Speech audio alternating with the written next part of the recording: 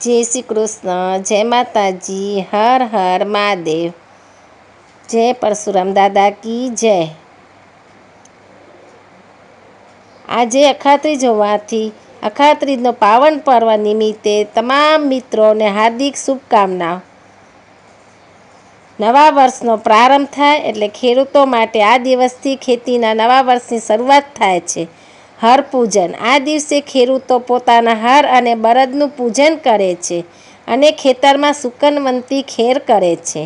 બીજ રોપણી, સારી ખેતી અને સમૃદ્ધ પાકની આશા સાથે ખેડૂતો આ દિવસે અનાજના ઓરણા એટલે બીજ રોપવાની શરૂઆત કરે છે। ધાર્મિક અને પૌરાણિક મહત્વ જાણીએ। અક્ષય એટલે જેનો ક્ષય ન થાય એવું માનવામાં આવે છે કે આ દિવસે કરેલા દાન, પુણ્ય અને પૂજાનું ફળ ક્યારેય સમાપ્ત થતું નથી, અક્ષય થઈ જાય છે।